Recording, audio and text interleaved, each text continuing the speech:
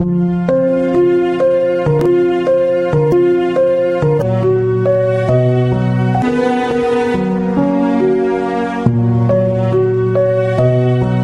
मित्रों, मैं Payal Shah premium film journey में आपका स्वागत करती हूँ। मैं एक spiritual speaker, friend, guide and a mother also.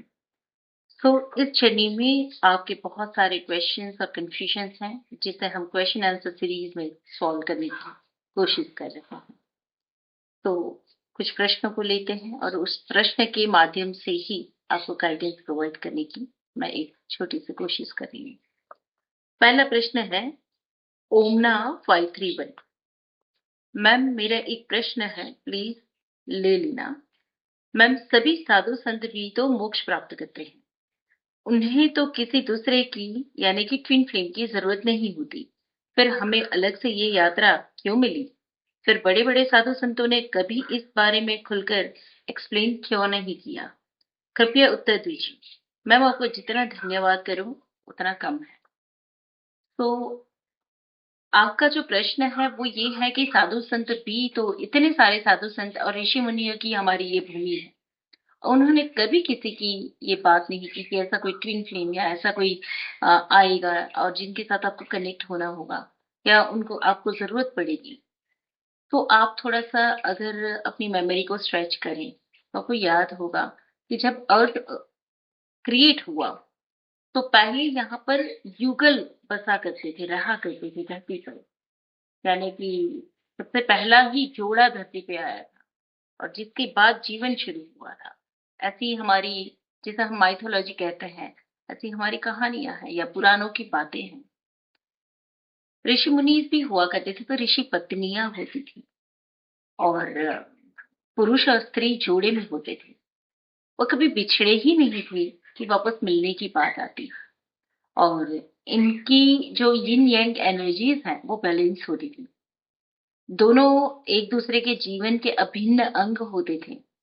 पुरुष का अपना योगदान था समाज में, स्त्री का अपना योगदान था और स्त्री हमेशा सम्माननीय और पूजनीय थी।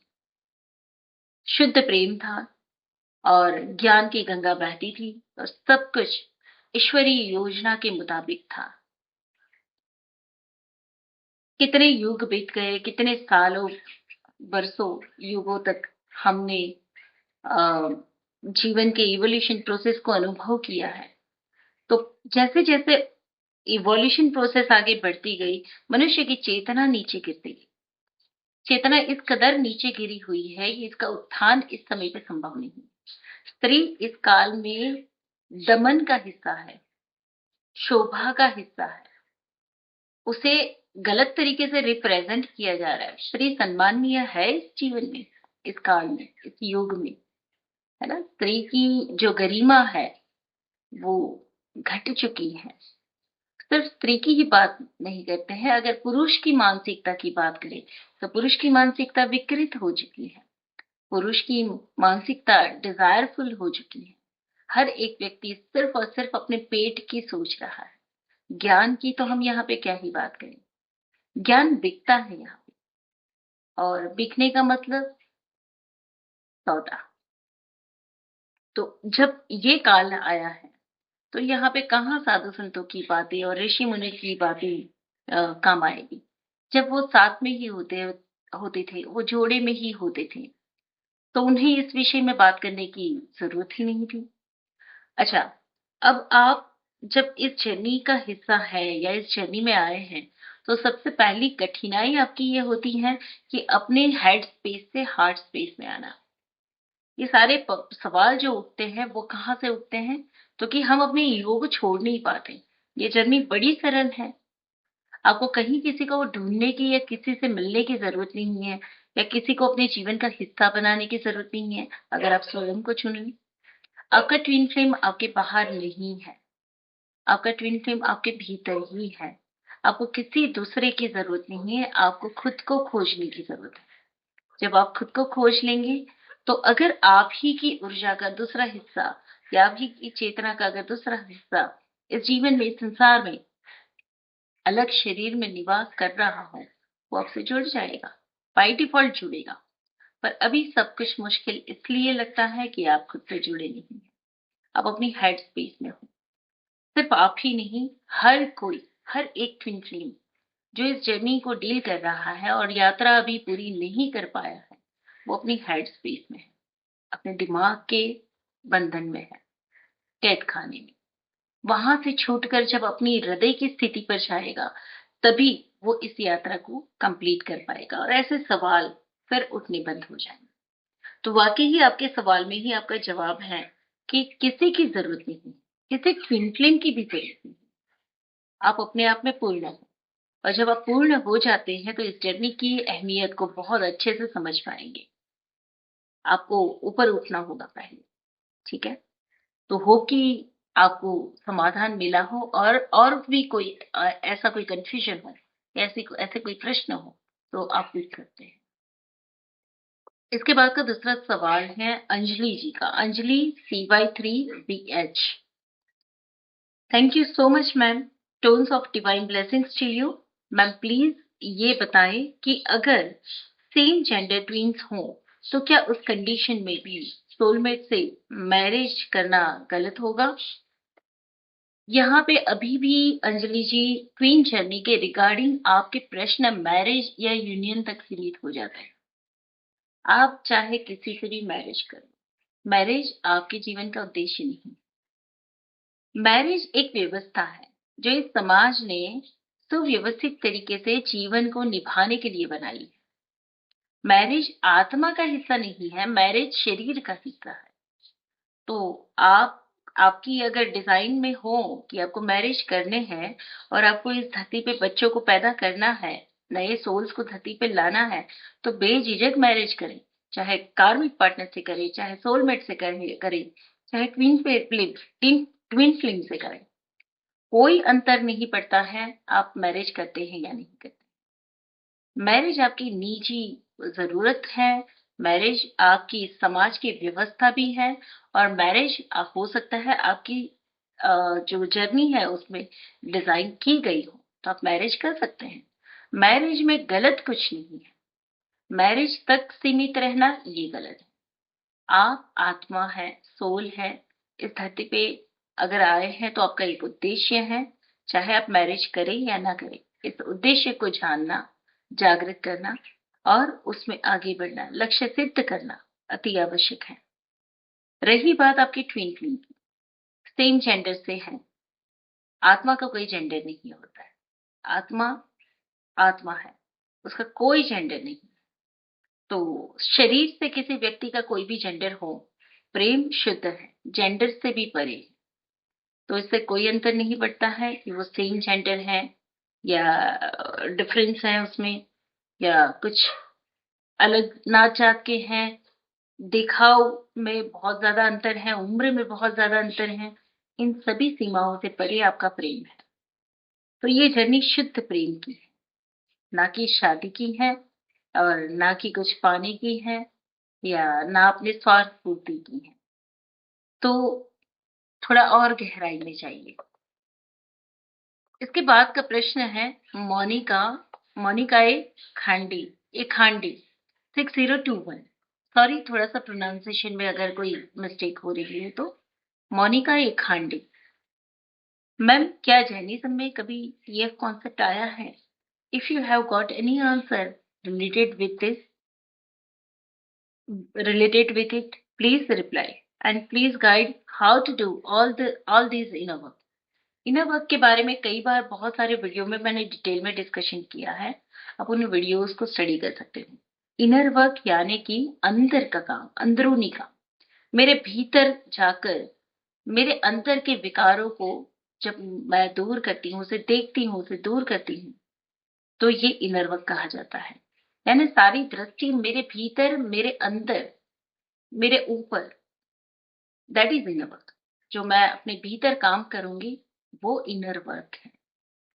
तो इनर वर्क के ऊपर बहुत सारे डिटेल वीडियो मैंने बनाया है। दूसरा, जैनिज्म में ये ट्विन फ्लेम कंसेप्ट आया है या नहीं, इस विषय में अगर मैं डिटेल में बात करूं तो जैनिज्म में भी हमेशा जोड़ों की बात थी, युगल की बात थी, और भगवान महावीर की भी पत्नी थी, शायद नाम उसका यशोधारा या यशोदा समथिंग कुछ है, मुझे पूरा याद नहीं है, इसके लिए मैं माफी चाहूंगी। आप सर्च कर सकते हो। पर भगवान महावीर की जो पत्नी थी वही उनकी काउंटर पार्ट थी, अर्धांगिनी थी। हमेशा से ये अर्धांगिनी या अर्धांग का कॉन्सेप्ट हमारे अंदर, हमारे स्पिरिचुअलिटी में है, हिंदुइज्म में है, हमारे शास्त्रों में है। ये अर्ध अंगिनी, अर्धांगिनी क्या है? यानी कि आप ही का आधा अंग। अगर मॉडर्न लैंग्वेज में अगर हम कहें तो बाहर से एक शब्द आया, यिन यांग। ये अर्धांग है आपका, यिन और यांग, पुरुष और स्त्री। तो ये दो ऊर्जाओं की बात है। तो अर्धांग मतलब आप ही के शरीर का आधा हिस्सा। शिव की बात करें तो वो भी अर्धनारीश्वर रूप में थे, कृष्ण की बात करें तो वो भी अर्धनारीश्वर रूप में थे। इसी तरीके से हर एक आत्मा अर्धनारीश्वर स्वरूप है। तो जैनिज्म में भी ये युगल का कॉन्सेप्ट है। और भगवान महावीर जब उनकी जब शादी हुई तो उनकी शादी ही उनके युगल से हुई, युगल पार्टनर, यानी कि जोड़ा। जोड़ा वो होता है जो आप ही का अर्धांग होता है, आप ही की यिन यांग ऊर्जा होती है, और आप ही का परफेक्ट मैच होता है, जो आपकी जर्नी को अच्छे से समझता है, जो आपको साथ देता है जर्नी को, यात्रा को पूरी करने के लिए या आपके उद्देश्य पूर्ति के लिए। वो आपके मार्ग में कभी बाधा नहीं बनता है। कॉन्शियसनेस का लेवल इतना लो हो चुका है, इतना नीचे गिर चुका है कि हमें अभी इस समय रोमांस और शादी के अलावा कुछ सोचता नहीं। और हमारी मानसिकता यहीं तक सीमित है। ऊपर के ढक्कन बंद हो चुके हैं। थोड़ी सी भाषा मेरी समझ पाएंगे मैं क्या कहना चाहती हूँ। हमारे ये जो ढक्कन है वो बंद हो चुके हैं, इसलिए हम यहाँ से अनदर डायमेंशंस की ओर नहीं जा पा रहे। और इसकी वजह से बस हम यहीं पे फंसे हुए हैं, लिमिटेशंस में। अदरवाइज पहले के युगलों की बात करते हैं, ऋषि मुनियों की अगर बात करते हैं, या पहले की ऐसी आत्मा जो धरती पे आती थी या अनदर प्लैनेट्स में भी अगर ट्रेवल करती थी, तो उनका उद्देश्य होता था रिसर्च, ज्ञान प्राप्ति, या ज्ञान को बांटना, जगत में कुछ नया क्रिएट करना, या दूसरों को अपने ज्ञान से परिचित कराना, कुछ देना, कुछ बांटना, कुछ करना। तो सब कोई, हर कोई मिलकर रहता था, हर कोई एक दूसरे को मदद करता था, हर कोई एक दूसरे के काम आता था, और कुछ नया नया नया क्रिएट होता जाता था। पर ये काल ऐसा आ चुका है कि जहाँ पे सिर्फ और सिर्फ डिपेंडेंसी है, सिर्फ और सिर्फ इल्यूजन्स हैं, सिर्फ और सिर्फ माया काम कर रही है। तो इसके ऊपर हम निकल नहीं पाते हैं। तो जैनिज्म में भी ये कॉन्सेप्ट है। आप कितने भी अगर शास्त्रों को स्टडी करेंगे, जैसे मैंने सम्रादित्य केवली, अगर आपने नाम सुना हो इस ग्रंथ का, तो आप पढ़ सकते हैं सम्रादित्य केवली। और फिर है एक भीमसेन चरित्र, तीसरा ग्रंथ है जैन रामायण। ये सारे अगर आप ग्रंथ पढ़ेंगे, साहित्य पढ़ेंगे, तो उसमें आपको युगल के कंसेप्ट दिखेंगे। जहाँ पे ट्विन फ्लेम जर्नी की बात है, ट्विन फ्लेम शब्द जो अभी मॉडर्न कल्चर से आया हुआ है, फॉरेन कंट्रीज से। हमारे उसमें शिव शक्ति कॉन्सेप्ट है, राधा कृष्ण कॉन्सेप्ट है, युगल है, युगलीक है। तो ऐसे नामों से हम इस जर्नी को जानते थे। ट्विन फ्लेम कॉन्सेप्ट अभी अभी नया शब्द, नया टर्म्स मिला हुआ है, और इसके पीछे एक बहुत बड़ा उद्देश्य है, अर्थ मिशन है ये। ठीक है। तो इस विषय पे मैं अलग वीडियो पे भी बात करूंगी, इस पूरे विषय पे। और मैंने कई बार की भी है, बहुत सारे वीडियो में मैंने बात की भी है ये अर्थ मिशन। तो we are the part of that. That's why we are here, not to marry with someone and not to have a own children. अगर आपका मैरिज लिखा है आपके डिजाइन में, तो आप मैरिज करेंगे, आप बच्चे पैदा करेंगे, क्योंकि वही आपका सोल पर्पस है। इस धरती पे नई सोल को लाना, हायर हायर सोल के डीएनए को पास ऑन करना, ऐसी आत्माओं को धरती पे जन्म देना, मदर बनना या फादर बनना, ये भी आपका डेस्टिनी प्लान या इस जीवन का उद्देश्य या लक्ष्य हो सकता है। तो ट्विन फ्लेम जर्नी में शादी से कोई विरोध नहीं है। और ये कॉन्सेप्ट एंशियंट टाइम से चला आ रहा है। और भी कोई प्रश्न है तो आप पूछ सकते हैं। ऐसे विषयों की चर्चा करने में आनंद भी आता है, ज्ञानवर्धक भी होते हैं, और हम एक दूसरे के साथ ऐसे विषयों की चर्चा करते हैं जिससे कई लोगों को अपने जवाब भी मिलते हैं। तो चौथा क्वेश्चन है पूजा सेठ का। Pooja Seth 6673। How to convert my partner devil energy to lovers energy? He is very addicted to me, not showing emotions he has. पहले पूजा जी ये समझिए कि आपके पार्टनर को आपको कन्वर्ट नहीं करना है। Your partner is showing his devil energy. It means devilish energy कुछ न कुछ आपके भीतर है। आपका पार्ट सॉरी आपका पार्टनर सिर्फ आपको मिरर कर रहा है। He is just mirroring to you. आपके अंदर की जो नकारात्मकता है उसका प्रोजेक्शन, प्रतिबिंब आपके पार्टनर के रूप में आपको दिखाई दे रहा है। तो आपको उसे कन्वर्ट करने की जरूरत नहीं है। कन्वर्ट आपको भीतर करना है। हो सके उतना आप अपने भीतर जाइए, अपने आप को ट्रांसफॉर्म करिए। अगर आपका पार्टनर आपके साथ एडिक्ट, आपके लिए एडिक्टेड है, आपके ऊपर डिपेंडेंट है, it means you are dependent on someone और you are dependent on something within you. यानी ये एडिक्शन आपको किसी किसी चीज का एडिक्शन हो सकता है। आप किसी से एडिक्ट हो सकते हैं। कुछ ऐसे ट्रेट्स हैं जो एडिक्शन को शो करते हैं, डिपेंडेंसी को शो करते हैं, जो आपका पार्टनर आपको रिप्रेजेंट कर रहा है। और वो अपने सच्चे इमोशंस या जो रियल इमोशंस है वो शो नहीं कर पाते हैं। इट मीन्स आप अपने रियल इमोशंस को एक्सप्रेस नहीं कर पाते हैं। यानी आप ना तो अपने रियल इमोशंस को जान रहे हैं, ना उसे महसूस करते हैं, ना उसे एक्सप्रेस करते हैं। तो आपको मिररिंग चेक करनी है हर समय, हर लेवल पर। आपका पार्टनर आपको मिरर करता है और इस श्रेणी में हर कोई व्यक्ति आपको मिरर करता है, चाहे आप ट्विन फ्लेम हो या नहीं है। आप एक सोल हो। आपकी इनर जो भी क्वालिटीज होंगी या इनर जो भी वीकनेसेस होंगी, वो कोई ना कोई व्यक्ति बाहर मिरर करेगा, प्रोजेक्ट करेगा और आपको दिखाएगा कि ये कमियां तुम्हारी हैं। वो with in correct it and grow. तो ये मिररिंग आपको करनी होगी अपने पार्टनर के साथ और दूसरों के साथ भी। होप कि आप मेरी बात को समझ पाए होंगे और आप सभी के प्रश्नों के उत्तर मैंने देने की कोशिश की है। ऐसे ही कुछ ज्ञानवर्धक या जिज्ञासा से भरे प्रश्न आप पूछ सकते हैं, और इन विषयों की चर्चा करते हुए हम यहाँ पर किसी भी रूप में, अगर कहीं पर भी किसी की भी जर्नी में किसी को मदद रूप हो सके, तो हम अपने लक्ष्य को सिद्ध करता हुआ महसूस कर पाएंगे।